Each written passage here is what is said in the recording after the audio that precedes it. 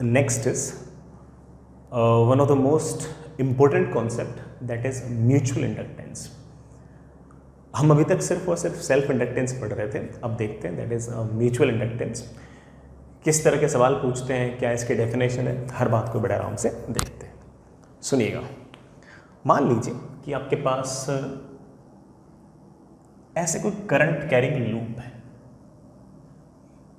ऐसे कोई current carrying loop है, और इसमें से जो करंट है वो लेट से आई है, आई करंट है. ऑफ कोर्स इसके कारण कुछ ना कुछ मैग्नेटिक फील्ड है ऐसे, और इस मैग्नेटिक फील्ड के अंदर एक दूसरा लूप पड़ा है. इस लूप को मैं एक बार के लिए लूप 1 कह रहा हूं, और इस लूप को मैं एक बार के लिए लूप 2 कह रहा हूं. Fair enough. लूप 1 में से गुजरने वाले करंट के कारण मैग्नेटिक फील्ड होगी, उस मैग्नेटिक फील्ड के अंदर लूप 2 पड़ा है, तो ऑफ कोर्स इस लूप 2 से कुछ ना कुछ मैग्नेटिक फ्लक्स गुजर रहा होगा.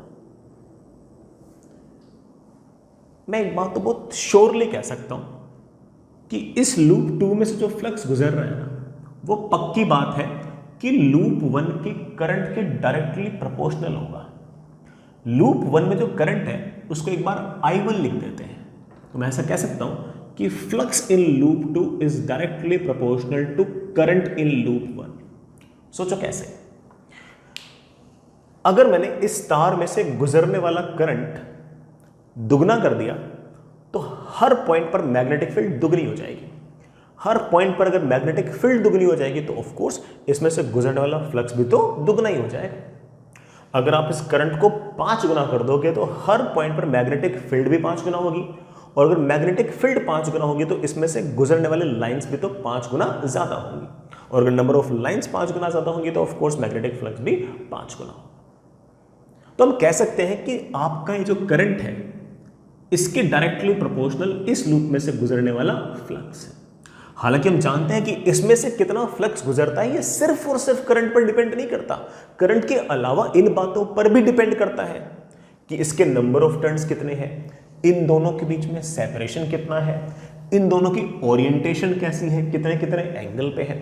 अगर यही लूप मान लो बेटा ऐसे पड़ा होता तो कम लाइंस गुजरी होती, फ्लक्स कम आता.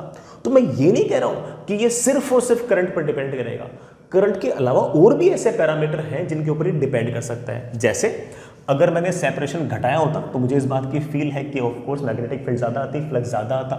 अगर मैंने एंगल यू किया होता तो मुझे इस बात की फील है कि नंबर ऑफ लाइंस कम गुजरी होती, फ्लक्स कम आता.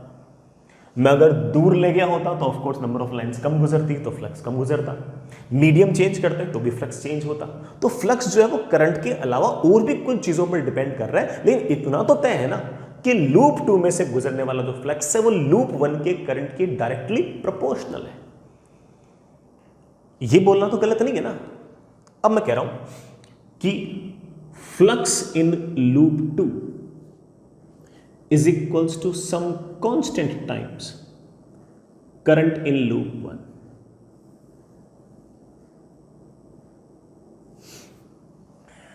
बस इतना काफी है. कई लोग बेटा अच्छा हाँ, ये जो कैपिटल M है ये कांस्टेंट है, and this constant is known as coefficient of mutual inductance. It is known as coefficient of mutual inductance. इसकी यूनिट की अगर बात करूं तो बेटा आपको नजर आ गई होगी, दैट इज वेबर पर एम्पियर. दैट इज वेबर पर एम्पियर. वेबर पर एम्पियर को हम पहले से ही हेनरी लिखते आए हैं और हम उसको कैपिटल H से रिप्रेजेंट करते हैं.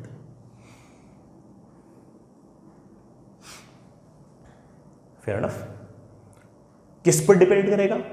ऑब्वियस बात है कि इस बात पर डिपेंड करेगा कि इन दोनों लूप्स के नंबर ऑफ टर्न्स क्या है, शेप, साइज, ज्योमेट्री क्या है, वगैरह वगैरह. तो आप कह सकते हो depends on number of loops, shape, size, geometry, shape, size, geometry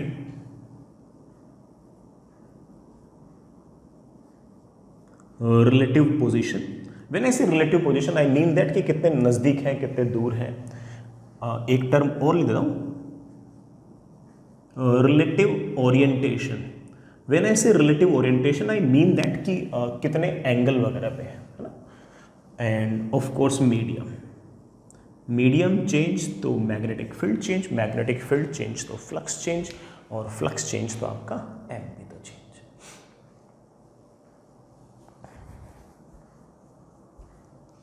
बड़ा समझ होंगे इस बात को यार। This is your coefficient of mutual inductance. एक बात और, कई बार ना बुक्स में ऐसा लिखा रहता है कि this is mutual inductance of 2 due to 1, ऐसा भी लिखा रहता है। तो कोई दिक्कत नहीं है ना, आप जैसा चाहो वैसे लिख सकते हो, उसमें कोई दिक्कत नहीं है। मैं इसको ना एम ही लिखता हूँ, मैं कारण भी बताऊंगा, मैं इसको सिर्फ एम लिखता हूँ। अक्सर आपने नोटिस किया होगा बुक्स वगैरह में ऐसे लिखा होता है, this is M mutual inductance of 2 due to 1, ऐसे लिखा रहता है। ठीक है, इस बात पे अपने वापस आएंगे। एक छोटी सी बात और,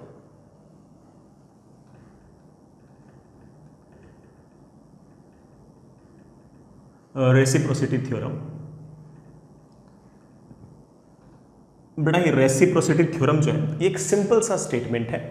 मैं इसको प्रूव नहीं कर सकता, मैं सिर्फ उसको स्टेट कर सकता हूं। हमारे कोर्स में इसका डेरिवेशन वगैरह नहीं है, हमारे कोर्स में सिर्फ और सिर्फ इसको स्टेट करना है। तो सुनिएगा, और इस पर सवाल भी आ रखे हैं, हम देखेंगे भी किस तरह के सवाल इसके ऊपर आ रखे हैं। ठीक, रेसिप्रोसिटी थ्योरम ये कहती है कि लूप 1 में से अगर कोई करंट नहीं गुजर रहा और लूप 2 में से आपने करंट गुजार दिया I2, तो लूप 2 में से जब करंट गुजरेगा तो उसके कारण ऑफ कोर्स रीजन के अंदर कोई ना कोई मैग्नेटिक फील्ड आएगी। लूप 2 में जब करंट गुजरेगा तो उसके कारण कुछ ना कुछ मैग्नेटिक फील्ड आएगी। वो जो मैग्नेटिक फील्ड होंगी उसके जो मैग्नेटिक लाइन ऑफ फोर्सेस होंगे उसमें से कुछ लाइंस ऑफ कोर्स आपके लूप 1 में से भी गुजरेगी, और लूप 1 में से जो फ्लक्स गुजरेगा मैं उसको एक बार के लिए φ1 लिख दिया है। अब हम जानते हैं कि this φ1 should be directly proportional to current in loop 2। Loop 1 में से गुजरने वाला जो फ्लक्स है वो लूप 1 के करंट के डायरेक्टली प्रोपोर्शनल होना चाहिए। कारण आप लोग जानते हो कि सर मैं अगर इस करंट को अगर दुगना करूंगा तो हर पॉइंट पर मैग्नेटिक फील्ड दुगनी हो जाएगी। हर पॉइंट पर अगर मैग्नेटिक फील्ड दुगनी हो जाएगी तो ऑफ कोर्स इसमें से गुजरने वाला मैग्नेटिक फ्लक्स भी तो दुगना ही हो जाएगा। हाँ, ये बात जरूर है कि this flux in loop 1 will depend on something else too. इनके अलावा भी, इस करंट के अलावा भी कुछ और चीजों पर भी डिपेंड करेगा, जैसे इन दोनों के बीच अगेन रिलेटिव पोजीशन क्या है, ओरिएंटेशन क्या है, मीडियम क्या है, वगैरह वगैरह। तो मैं लिख सकता हूं that is equals to something into I2। अब अक्सर बुक्स में इसको ऐसे लिख देते हैं कि this is mutual inductance of 1 due to 2। मैं ऐसे लिखना पसंद नहीं करता। मैं इसलिए लिखना पसंद नहीं करता because this reciprocity theorem says that कि M12 is equals to M21।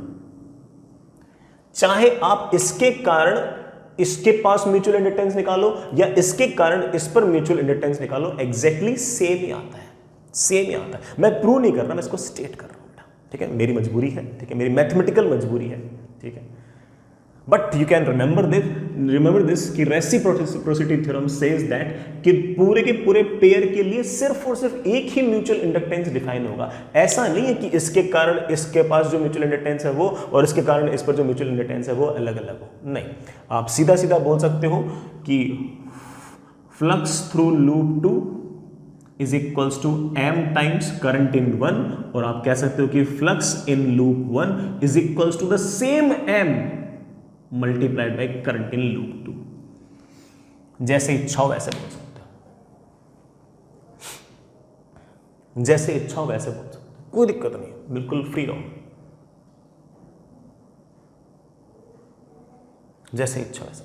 तो दोनों केस में आपका जब M सेम आ रहा है तो क्यों बेटा जबरदस्ती इसको M21 M12 ऐसे लिखकर क्यों कॉम्प्लिकेट करें।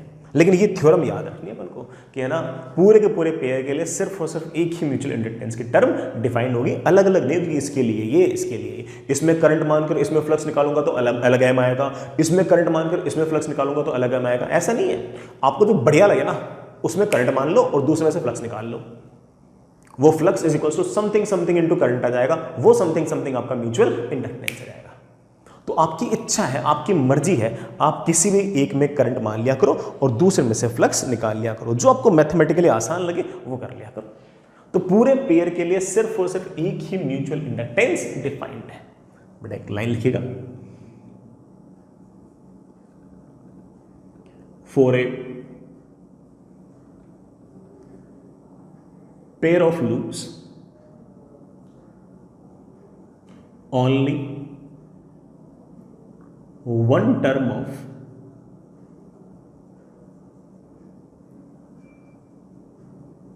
mutual inductance is defined। Loop के एक पेयर के लिए सिर्फ और सिर्फ एक ही म्यूचुअल इंडक्टेंस की टर्म डिफाइंड होगी, दो टर्म्स डिफाइंड नहीं होगी। एक टर्म से हमारा काम बड़े आराम से चल जाएगा। ठीक है बच्चों, अच्छा पॉइंट था बेटा, आगे चलते हैं, आगे चलिए बेटा। नेक्स्ट इज, मैं इसी म्यूचुअल इंडक्टेंस की एक बात और बताता हूं, है ना। ये मान लीजिए कि ना हम एक तरीके से और डिफाइन करने वाले हैं। सुनिएगा, आराम से सुनिएगा।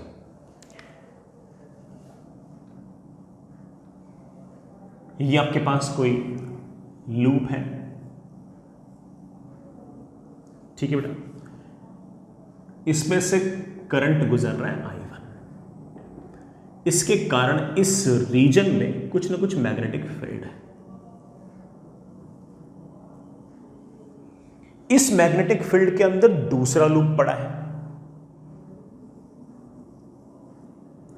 ये मेरा लूप 2 है। ऑफ कोर्स इसमें जो करंट है उसके कारण इस लूप में से कोई ना कोई फ्लक्स है, और मैं उस फ्लक्स को लिख सकता हूं कि flux in loop 2 is some m, that is coefficient of mutual inductance, times current in loop 1। यहां तक ठीक है। अब सुनना, अगर मान लीजिए कि ये करंट जो है ये टाइम के साथ वेरी करने लग जाए, अगर ये करंट टाइम के साथ वेरी करने लग जाएगा तो ऑफ कोर्स ये आपका फ्लक्स भी तो टाइम के साथ वेरी करना चाहेगा, है कि नहीं बेटा। अगर ये करंट टाइम के साथ अगर वेरी करेगा तो ऑफ कोर्स ये मैग्नेटिक फील्ड टाइम के साथ वेरी करेगी। ये मैग्नेटिक फील्ड अगर टाइम के साथ वेरी करेगी तो इस लूप में से गुजरने वाला मैग्नेटिक फ्लक्स टाइम के साथ वेरी करेगा, और अगर मैग्नेटिक फ्लक्स अगर टाइम के साथ वेरी करेगा तो इस लूप 2 के अंदर ईएमएफ इंड्यूस हो जाएगी, ईएमएफ इंड्यूस हो जाएगी। और कारण क्या है, इस तार में करंट चेंज होना कारण है इसके अंदर ईएमएफ इंड्यूस होने के कारण। सॉरी, मैं थोड़ा स्टेटमेंट ऐसे ग्रामेटिकली गलत बोल गया, let me repeat it. Loop 1 में जो करंट चेंज हो रहा है, it is responsible for EMF induced in loop 2।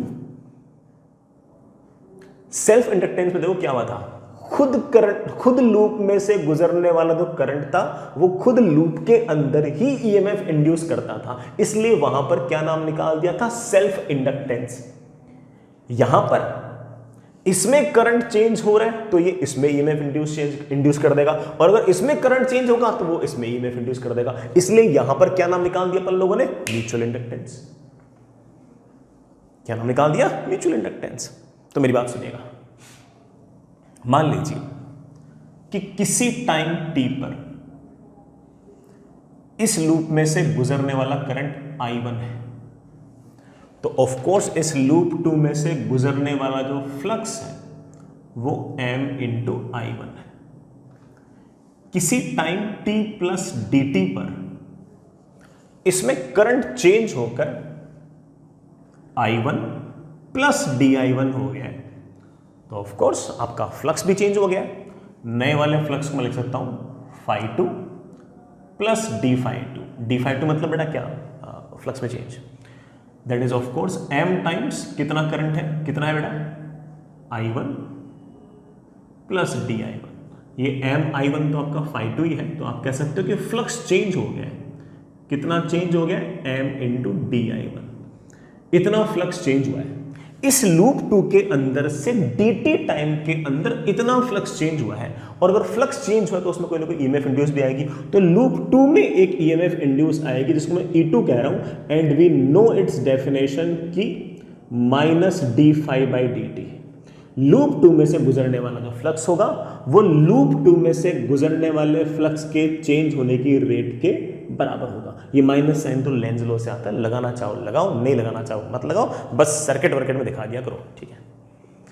और आप कह सकते हो कि this d∅2 is of course minus m dI1 by dt। Loop 2 में जो ईएमएफ इंड्यूस्ड है वो लूप 1 में जो करंट चेंज हो रहा है उसके कारण है। इसका उल्टा भी हो सकता है, इसमें अगर करंट चेंज कर दूंगा तो इसमें ईएमएफ इंड्यूस हो जाएगी, इसमें करंट चेंज कर दूंगा तो इसमें ईएमएफ इंड्यूस हो जाएगी। ये हमारा म्यूचुअल इंडक्टेंस का फंडा है। This is EMF induced in loop 2, this is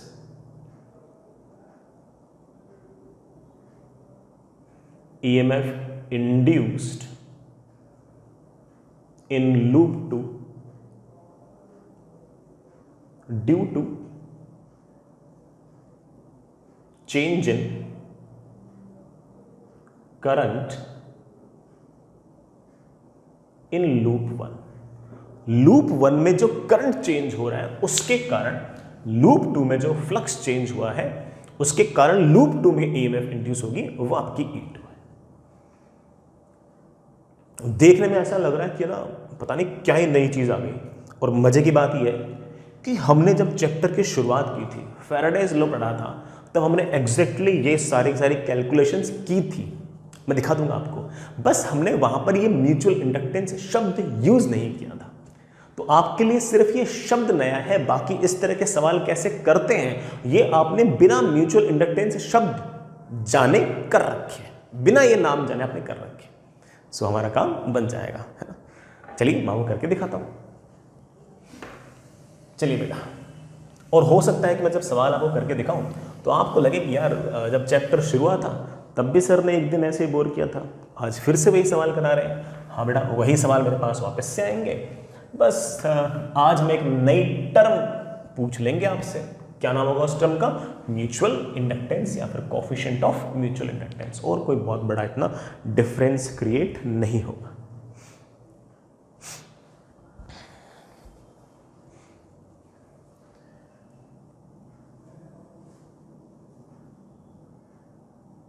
सुनो, सवाल ऐसा है कि आपके पास ये एक इनफाइनाइटली लॉन्ग वायर है।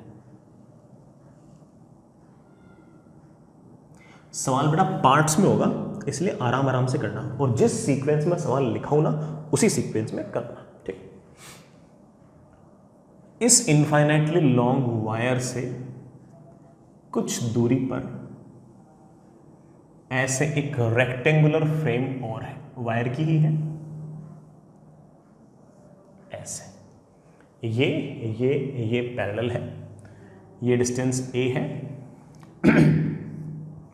ये लेंथ l है, ये हाइट आपके पास h।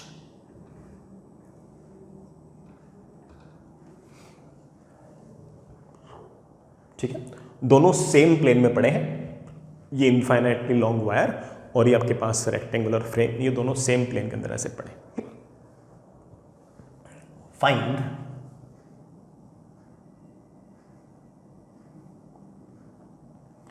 Coefficient of mutual inductance. बेटा कई जगह सिर्फ इतना भी लिखा रहता है, फाइंड म्यूचुअल इंडक्टेंस, ठीक है, वो एक ही बात है।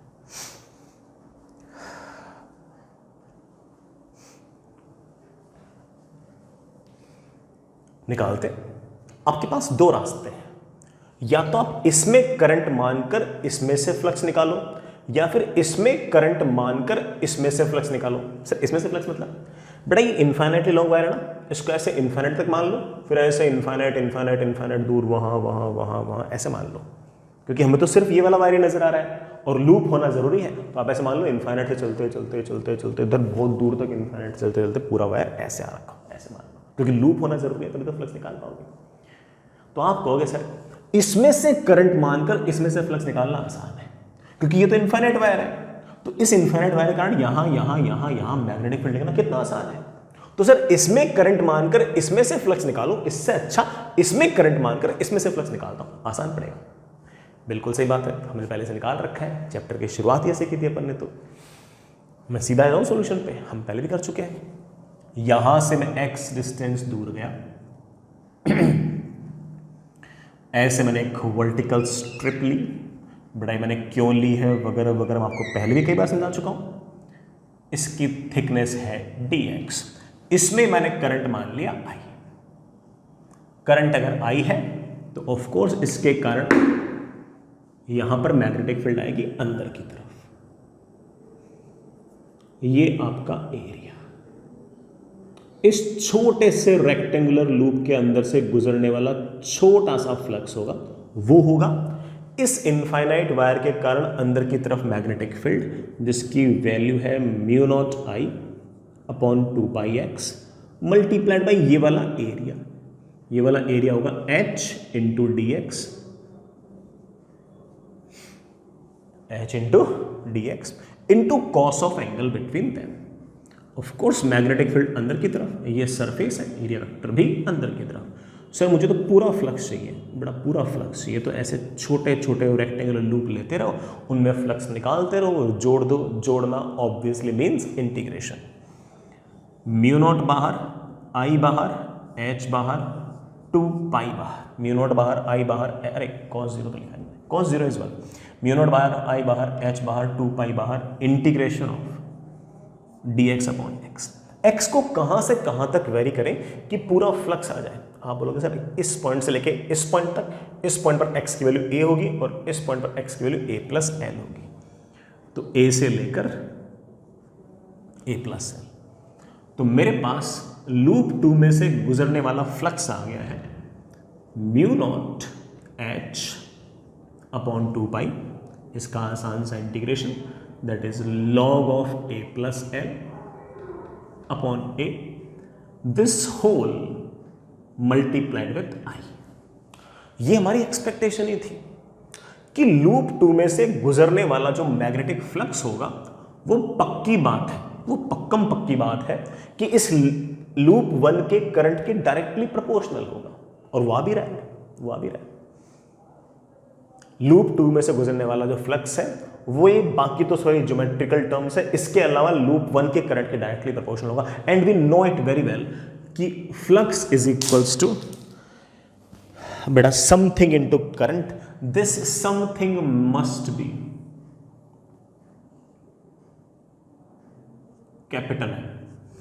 कैपिटल एम और यार बेटा क्या बोलना चाहो उसको, क्या नाम था उसका, कोफिशिएंट ऑफ म्यूचुअल इंडक्टेंस। तो हमारा सवाल सिर्फ ये था कि कोफिशिएंट ऑफ म्यूचुअल इंडक्टेंस निकालो। आंसर आ गया mu naught h upon 2π log of a plus l upon a। ये म्यूचुअल इंडक्टेंस आ गया। इस तरह के सवाल अपन ने पहले से कर रखे हैं बेटा, लेकिन उस टाइम अपन ने ये नाम नहीं निकाला था, नाम हमने आज निकाला है, कोई बात नहीं, लेकिन हमने इस तरह के सवाल किए। समझ गए इस बात को। अब इसका अगला पार्ट, अगला सवाल मेरा तुमसे ये है, हो सकता है ये रिपीटेटिव हो, कि इस तार में करंट जो है वो वेरी कर रहा है I is equals to I naught cos omega t, और ऑब्वियस बात है कि इस तार में अगर करंट वेरी करेगा तो इस लूप में फ्लक्स वेरी करेगा, और अगर इसमें फ्लक्स वेरी करेगा तो इसमें ऑब्वियस बात है कि ईएमएफ इंड्यूस होगी, है कि नहीं। वो ईएमएफ निकालो।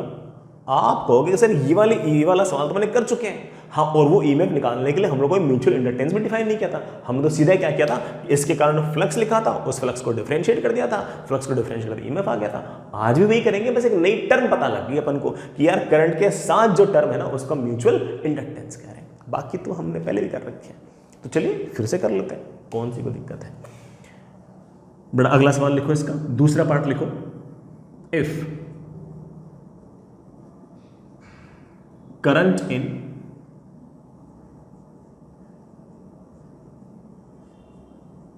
infinite wire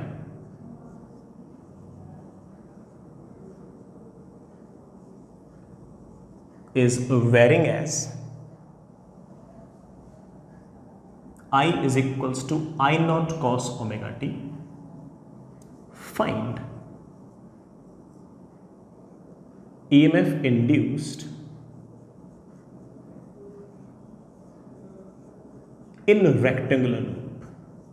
रेक्टेंगुलर लूप के अंदर ईएमएफ इंड्यूस कितनी होगी। तो ठीक है बेटा, तो हो गया। अब तो आप कह सकते हो कि सर जो हमारा रेक्टेंगुलर लूप है उसमें से गुजरने वाला जो फ्लक्स है इट इज़ क्या था बेटा, mu naught H upon 2 pi log of A plus L upon A times इसमें से गुजरने वाला करंट, उसकी वैल्यू हम जानते हैं, that is I not cos omega T.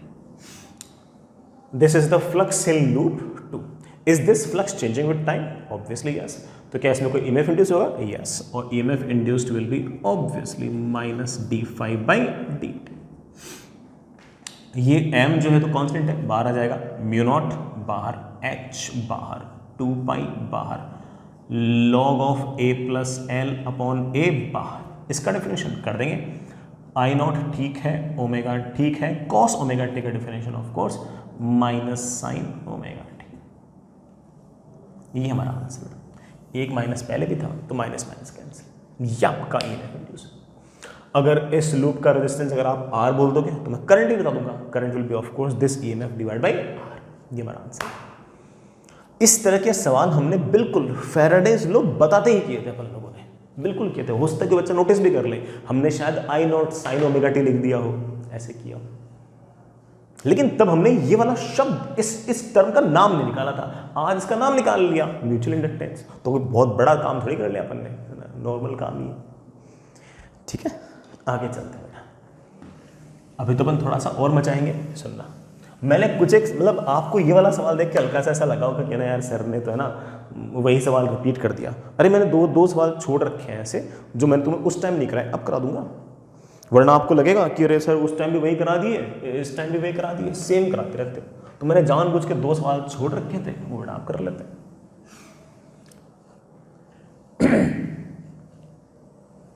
सुनिए बेटा,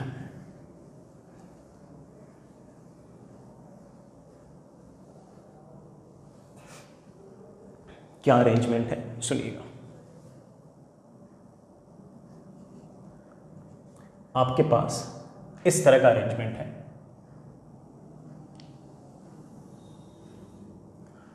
इनफाइनाइटली लॉन्ग वायर, बड़ा ऊपर इन्फिनिटी तक है, फिर यूं आती है, बड़ा इनफाइनाइटली लॉन्ग वायर, यूं आती है, यूं आती है, यूं आती है, यूं आती है, यूं आती है, बड़ा नीचे भी इनफाइनाइट तक जाती है। रेक्टेंगुलर लूप है बेटा, लेंथ इनफाइनाइट है, विड्थ फाइनाइट है इसकी। This is a. इसके पैरेलल में एक रेक्टेंगुलर, एक स्क्वायर लूप और है जो यहां से b डिस्टेंस दूर है और ऐसे स्क्वायर है। ये लेंथ भी है, ये लेंथ भी है।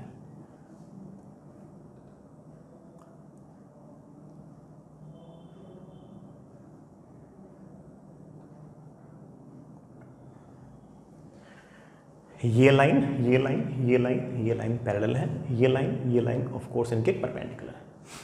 ठीक है, फाइंड, ऐसे लिख दो बेटा, कोएफिशिएंट ऑफ म्यूचुअल इंडक्टेंस। इस सिस्टम का कोएफिशिएंट ऑफ म्यूचुअल इंडक्टेंस निकालो यार, निकाल देंगे। या तो इसमें करंट मानकर इसमें से फ्लक्स निकाल लो, या इस छोटे वाले लूप में करंट मान के इसमें से फ्लक्स निकाल लो। आसान कौन सा होता आपने सोच ही लिया होगा। इसमें करंट मानना आसान है, क्योंकि इसमें अगर मैं करंट मानूंगा तो ये तो बड़ा इन्फिनिट वायर की तरह बिहेव करेगा, तो उसके कारण मैग्नेटिक फील्ड लिखना आसान है। तो मैं इसमें करंट मान के इसमें से फ्लक्स लिख रहा हूँ, ठीक है। तो इसमें मैंने करंट मान लिया ऐसे कि आई गया गया यूं आया, आई यूं आया,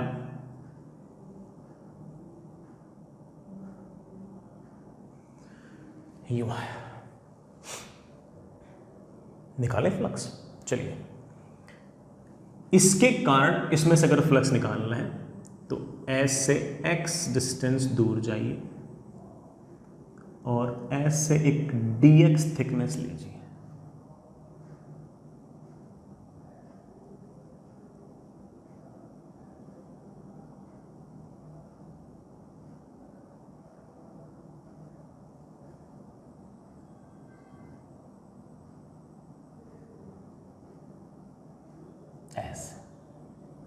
अब देखना, इस इनफाइनाइट वायर के कारण मैग्नेटिक फील्ड होगी अंदर की तरफ। ये जो छोटा सा तार है ये तो इनफाइनाइट पे बेटा बहुत दूर है, इसके कारण कोई मैग्नेटिक फील्ड नहीं होगी। ये जो इनफाइनाइट छोटा सा एलिमेंट बचा है, इनफाइनाइटली लॉन्ग डिस्टेंस दूर है बेटा, इसके कारण यहाँ पर कोई खास मैग्नेटिक फील्ड नहीं होगी। लेकिन इस इनफाइनाइटली लॉन्ग वायर के कारण मैग्नेटिक फील्ड आएगी बाहर की तरफ। तो इसके कारण अंदर की तरफ, इसके कारण बाहर की तरफ। हम जानते हैं कि ये वाला इनफाइनाइटली लॉन्ग वायर इस पॉइंट के नज़दीक है और ये वाला इनफाइनाइटली लॉन्ग वायर इस पॉइंट के दूर है। तो इसके कारण जो मैग्नेटिक फील्ड अंदर की तरफ आएगी वो बड़ी आएगी। तो नेट मैग्नेटिक फील्ड अंदर की तरफ ही आएगी और उस मैग्नेटिक फील्ड को हम बड़े आराम से लिख सकते हैं। इसके कारण मैग्नेटिक फील्ड अंदर की तरफ कितनी, mu naught I upon 2πx minus क्यों, क्योंकि इसकी वजह से अंदर की तरफ, इसकी वजह से बाहर की तरफ, minus mu naught I upon 2π, यहां से डिस्टेंस है a plus x. This is the magnetic field. ये तो मैग्नेटिक फील्ड है, मुझे फ्लक्स निकालना है। Flux will be of course magnetic field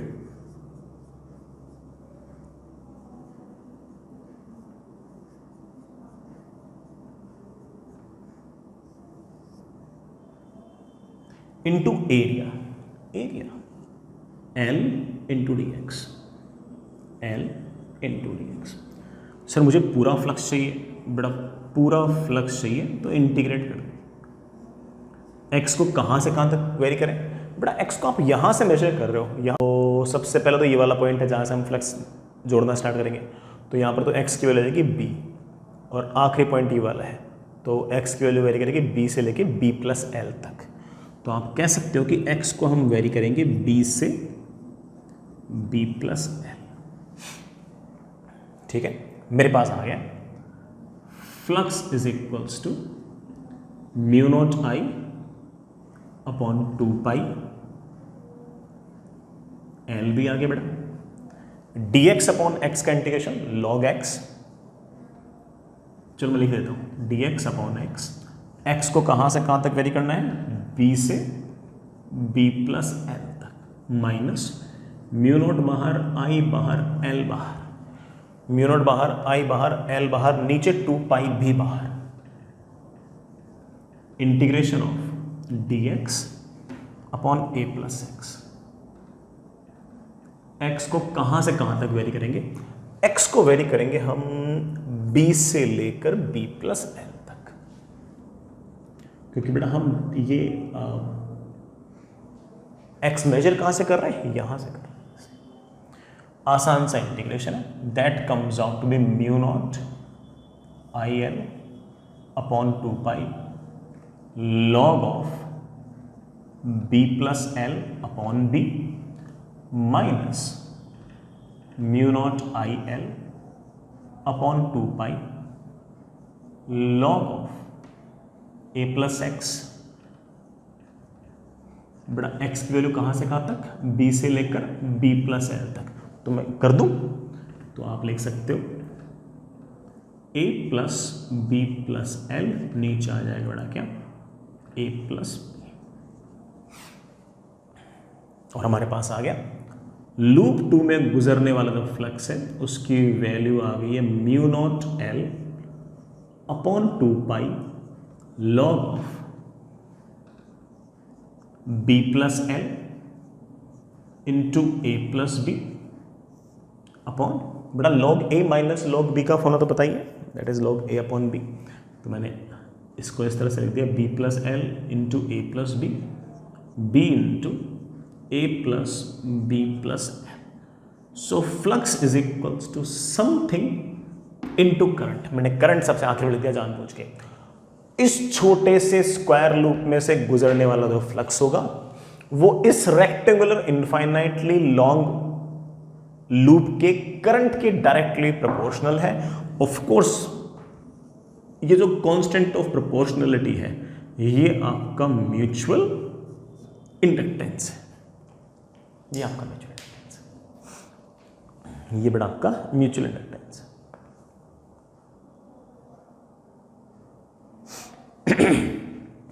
ये बच्चा आपका म्यूचुअल इंडक्टेंस है। और कल को किसी ने कह दिया कि ये वाला करंट टाइम के साथ वेरी कर रहा है, तो ऑफ कोर्स इस लूप में से गुजरने वाला फ्लक्स टाइम के साथ वेरी कर रहा है, और फिर बता दिया कि बताओ इस लूप में से गुजरने वाला ईएमएफ कितना होगा, तो बोल देना कि सर करंट वेरी कर रहा है तो फ्लक्स वेरी कर रहा है, ईएमएफ निकालना होगा इसमें से, तो जो भी एक्सप्रेशन आपने बना रखा है उसको डिफरेंशिएट कर देंगे किसके रेस्पेक्ट में, टाइम के रेस्पेक्ट में, और जो आई होगा ये as a function of time आपको दिया होगा, तो कर लेंगे, है ना। चलिए बच्चों, बढ़िया सवाल, एक और करते हैं।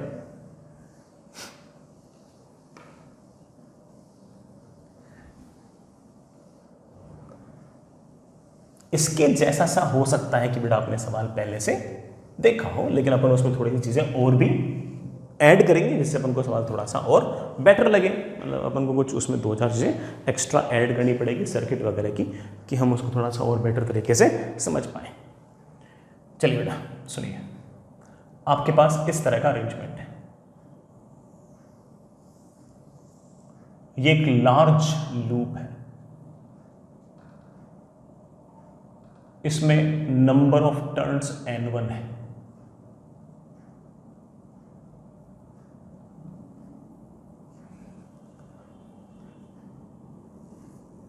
इसका रेडियस a है। एक दूसरा लूप है कंसेंट्रिक जिसका रेडियस b है, और ये सवाल में गिवन है कि b is very very small as compare to a। इसके नंबर ऑफ टर्न्स n2। दोनों कंसेंट्रिक है, मतलब दोनों का सेंटर सेम है, और कोप्लेनार है। कोप्लेनार है मतलब दोनों का प्लेन सेम है, दोनों का प्लेन सेम मतलब पहला लूप ऐसे तो दूसरा लूप वाला लूप भी ऐसे, ऐसे नहीं बल्कि उसी प्लेन में, पहले वाला भी इसी प्लेन में और छोटा वाला भी उसी प्लेन में, सेम प्लेन। हाँ बेटा, number of turns n1 n2 दिए हुए, रेडियस a एंड b दे रखा है, और b की वैल्यू बोल रखी है कि a के सामने बहुत बहुत बहुत बहुत छोटी है। सवाल वही है, find coefficient of mutual inductance.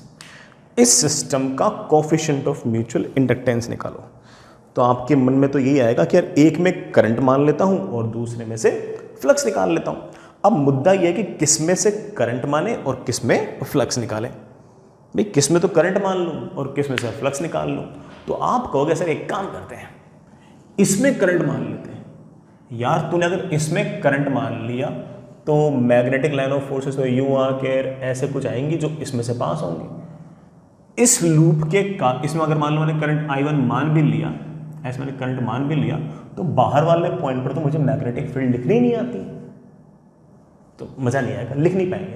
उल्टा करो, बाहर वाले में करंट मान लो, बाहर वाले में करंट मान लो ऐसे आई, और इसके कारण अंदर वाले पॉइंट पर हमें मैग्नेटिक फील्ड लिखनी आती है कि अगर करंट ऐसे है तो ऑफ कोर्स मैग्नेटिक फील्ड ऐसे है, और उस मैग्नेटिक फील्ड की वैल्यू सेंटर वाले पॉइंट पर तो कम से कम हमें आती ही है। उस मैग्नेटिक फील्ड की वैल्यू होती है, बड़ा बताओ, mu naught, number of turns है n1 I upon 2 times radius. बड़ा कितना रेडियस है इसका, ये मैग्नेटिक फील्ड। अब मैं यहाँ पर एक अजम्पशन ले रहा हूँ। अजम्पशन ये है कि इस इनफाइनाइट, सॉरी बेटा, इस लार्ज सर्कल, ये जो लार्ज करंट कैरिंग लूप है, इसके कारण यहाँ यहाँ यहाँ यहाँ यहाँ यहाँ यहाँ हर जगह मैग्नेटिक फील्ड सेम मान रहा हूँ। आप भी कहोगे हाँ सर मान सकते हो आप, क्योंकि क्योंकि जो B है वो A से बहुत छोटा है, तो ये सारे के सारे जो पॉइंट्स हैं नजदीक नजदीक के पॉइंट हैं, और अगर नजदीक नजदीक के पॉइंट है तो हर जगह मोर और लेस मैग्नेटिक फील्ड तो सेम ही होगी, तो हम मान सकते हैं कि मैग्नेटिक फील्ड इतनी होगी। मैं अगर आपको साइड व्यू दिखाऊं तो साइड व्यू ऐसा नजर आएगा।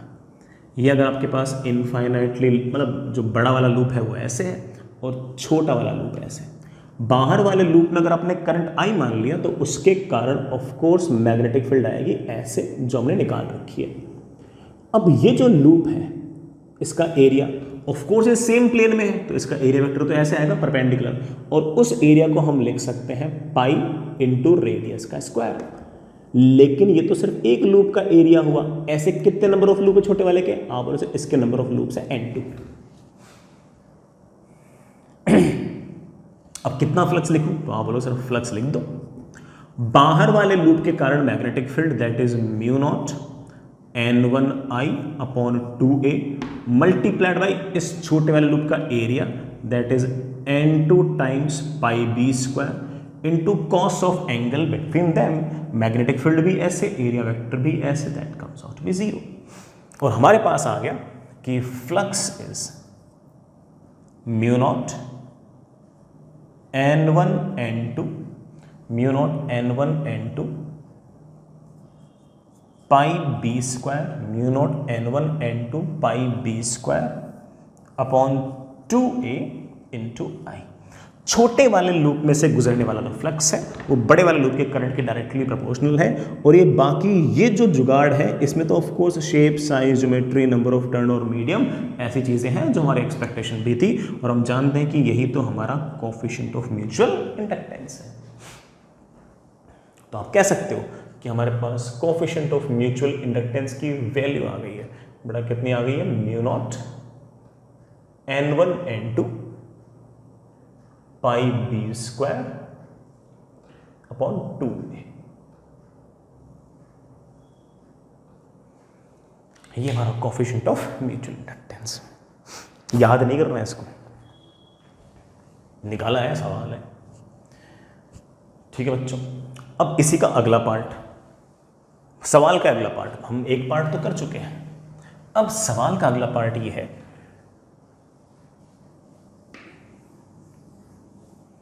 कि अंदर वाला जो लूप है उसमें एक रेजिस्टेंस है और एक कैपेसिटर है। कैपेसिटर का कैपेसिटेंस C है। कैपेसिटर के बारे में कुछ नहीं बोल रखा तो आप उसको इनिशियली अनचार्ज्ड मान सकते हो। कुछ नहीं बोल रखा इसलिए आप उसे इनिशियली अनचार्ज्ड मान लो। और बाहर वाले लूप में जो करंट है वो टाइम के साथ वेरी कर रहा है, I is equals to I naught T, vary कर रहा है ऐसे, ठीक है, ऐसे वेरी कर रहा है। If current in outer loop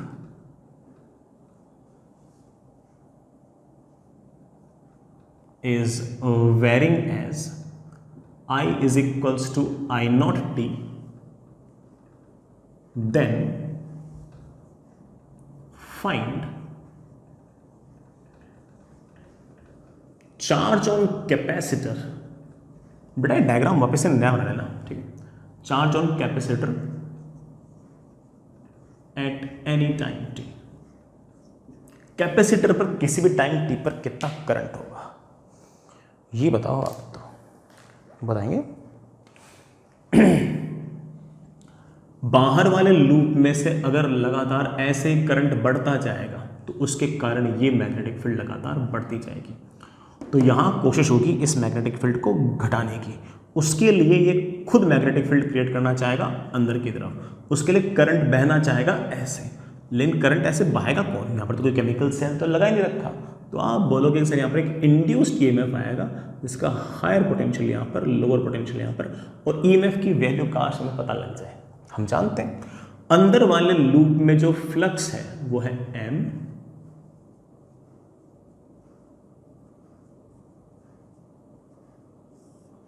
times बाहर वाले लूप में करंट जिसकी वैल्यू है I0 इंटू टी। ये है फ्लक्स। क्या ये लूप में से गुजरने वाला फ्लक्स टाइम के साथ वेरी कर रहा है? ऑब्वियसली यस, दिख रहा है। तो क्या ईएमएफ इंड्यूस होगा? बिल्कुल होगा। ईएमएफ इंड्यूस होगा माइनस d∅dt।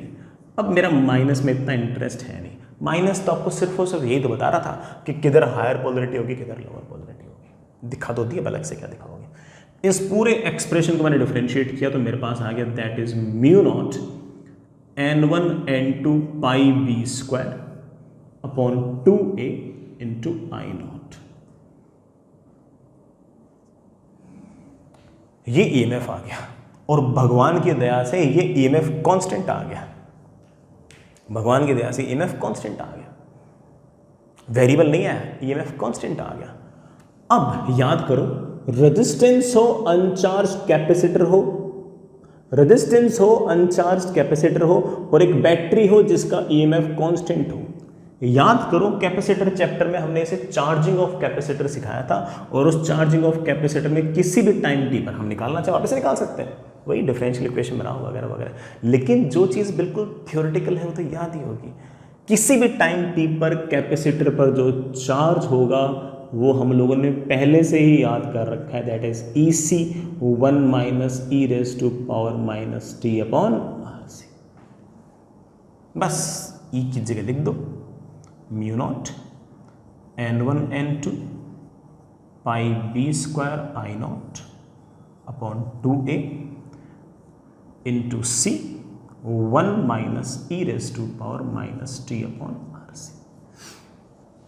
ये किसी भी टाइम पर आपके कैपेसिटर पर चार्ज है। यही नहीं, अगर कोई मुझसे पूछ ले कि इस लूप में किसी भी टाइम पर करंट कितना है छोटे वाले लूप में, तो वो भी निकाल दूंगा।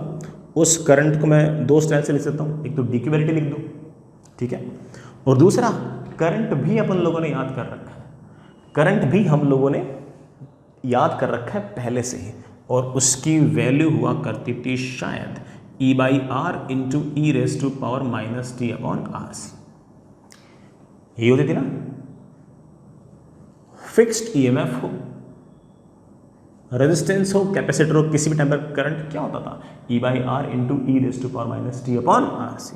बस ये ई की जगह वो रखते ना जो रायता है, उस रायते को पुट कर दो तो किसी भी टाइम पर आपका सारा जुगाड़ बैठ जाए, बड़े आराम से काम बन जाए। आई होप बड़ा समझ गए इस बात को। इतना टफ तो नहीं लगाओगा, आसान से लगाओ, ठीक है। एक टफ सा सवाल करते हैं यार, एक टफ सा सवाल करते हैं। बाहर वाले तार में करंट वेरी कर रहा है ऐसे, I0 t स्क्वायर, नया सवाल है बच्चों, I0 t square.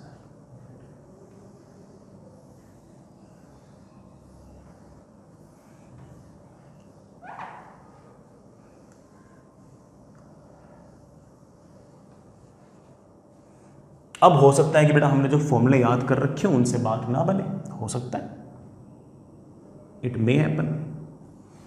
If current in outer loop is varying as I is equals to I0 t square, then find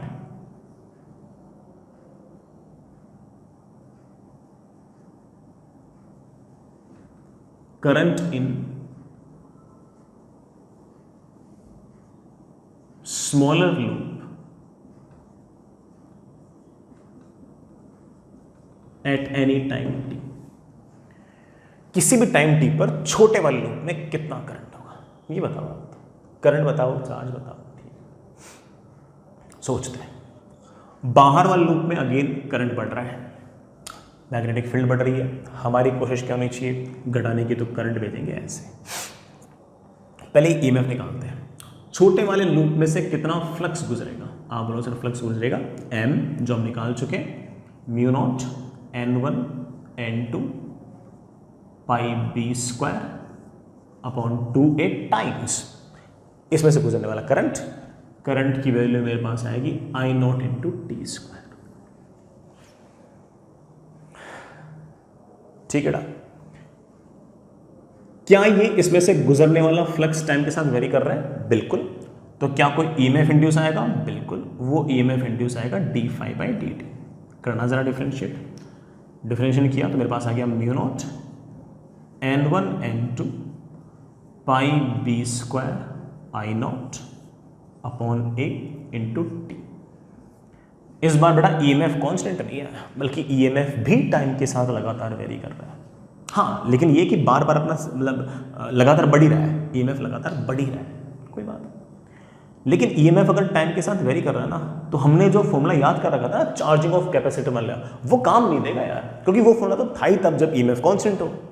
तो सर फिर कैसे निकालूंगा मैं, यार सोल्व करना पड़ेगा, और क्या चाह रहा है क्या, तो है ना, अब तो सोल्व करना पड़ेगा। तो चलिए, अब मुझे इस बात का आइडिया लग गया है कि जो छोटा वाला जो लूप है उसमें ईएमएफ क्या है, रेजिस्टेंस क्या है, कैपेसिटर क्या है। किसी भी टाइम पर मुझसे करंट पूछे, मैं वापस से इसका डायग्राम ड्रॉ कर दूं। ये बैटरी है जिसका ईएमएफ है ई, जिसकी वैल्यू है ये। सिस्टम में एक रेजिस्टेंस है और एक कैपेसिटर है।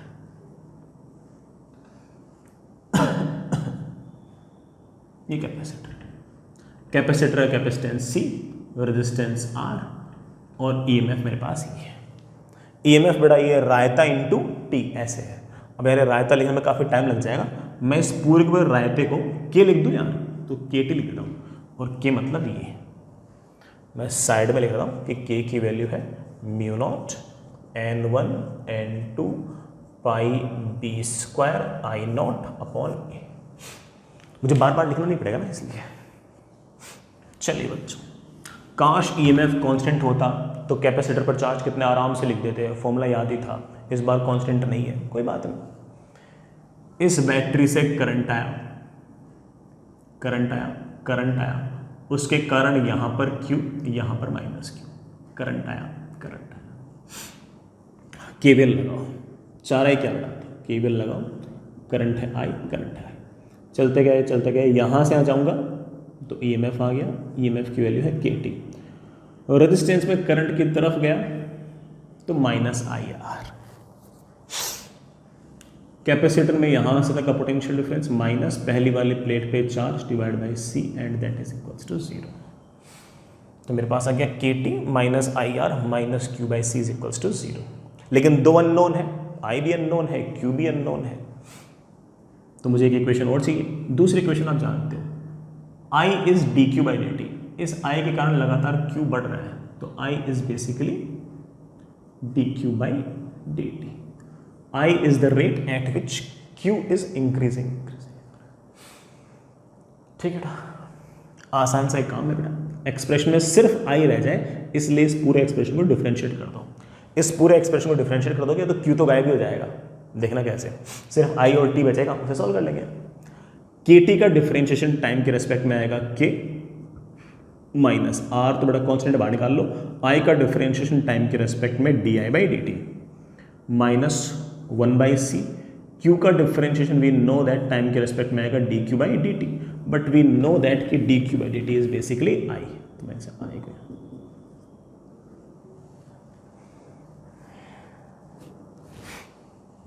मेरे पास आ गया KC minus I upon C into R is equals to DI by dt। बेटा देखना सही लिखा क्या, KC मैं बेटा उसको उधर ले गया, minus I is equals to R, हाँ बिल्कुल सही। मेरे पास आ गया that is equals to DT upon RC is DI upon KC minus I। Integrate. जब टाइम जीरो था तो ऑफ कोर्स आपकी ईएमएफ जीरो थी, ईएमएफ जीरो थी तो ऑफ कोर्स आपका करंट भी तो जीरो था। किसी भी टाइम t पर लेट से करंट इज I। आसान सा इंटीग्रेशन है बेटा, खुद ही कर लो अब तो। चलो मैं भी कर देता हूं। हाँ, लेफ्ट हैंड साइड का इंटीग्रेशन तो आ गया t/RC, और राइट हैंड साइड में सबसे पहले माइनस। माइनस किस बात का? I का जो कोफिशिएंट होता है उसे डिवाइड करते हैं log ऑफ, कहां से कहां तक? 0 से I, minus t/RC is equals to log of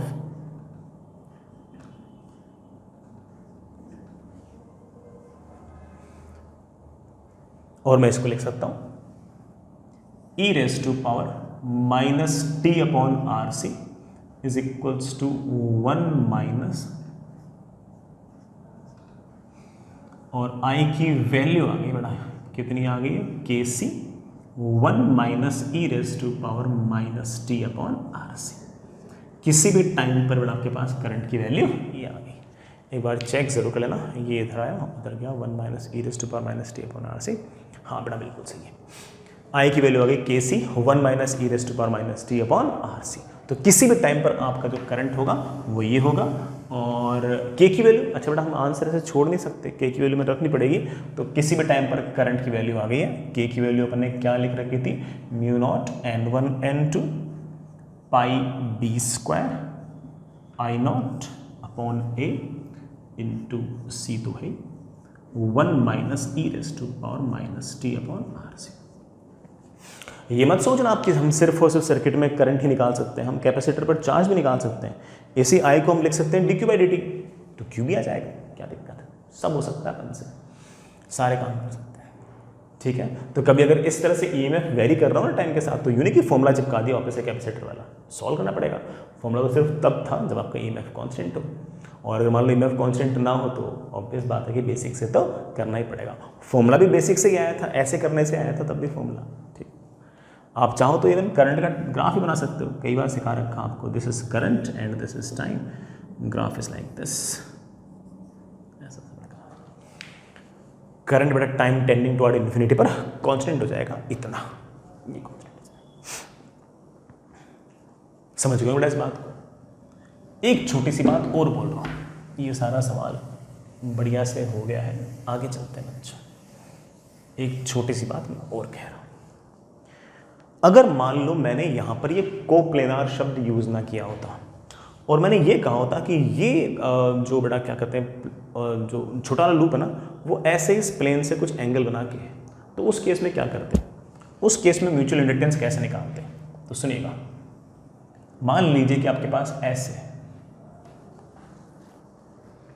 loop है और ये ऑफ कोर्स इसका प्लेन है, और जब का दूसरा वाला लूप है वो मान लीजिए बेटा ऐसे,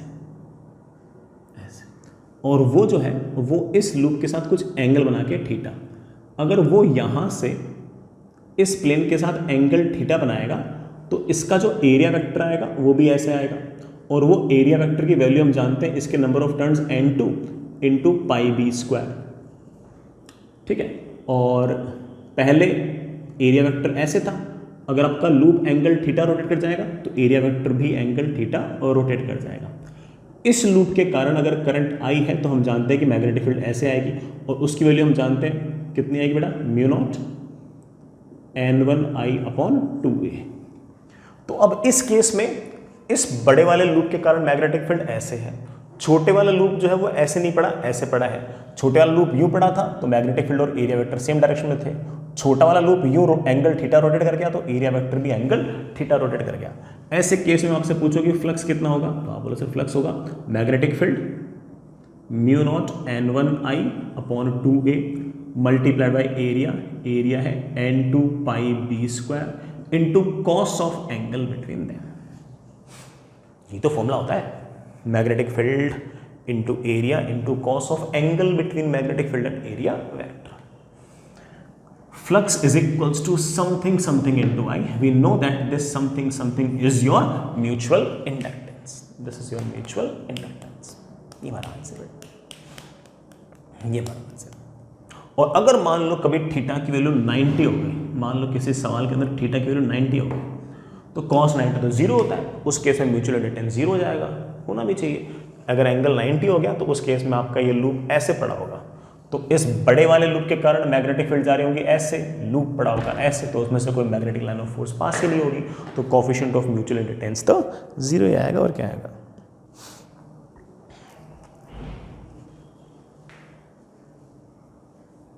ठीक है, चलिए बच्चों, आप एक काम करना बेटा, EMI की शीट में जो म्यूचुअल इंडक्टेंस वाला सेक्शन है उसको तो एक बार मत ट्राई करना, उससे पहले के जितने भी सेल्फ इंडक्टेंस के एनर्जी के बाद जितने भी सेक्शन है वो सारे निपटा सकते हो। म्यूचुअल इंडक्टेंस के सवाल एक बार कल और पढ़ लेते हैं, उसके बाद कर लेते हैं। म्यूचुअल इंडक्टेंस से पहले के एक्सरसाइज उनके जितने सेक्शन है वो सारे निपटा लो, इसी बहाने फॉर्मूला भी याद हो जाएंगे।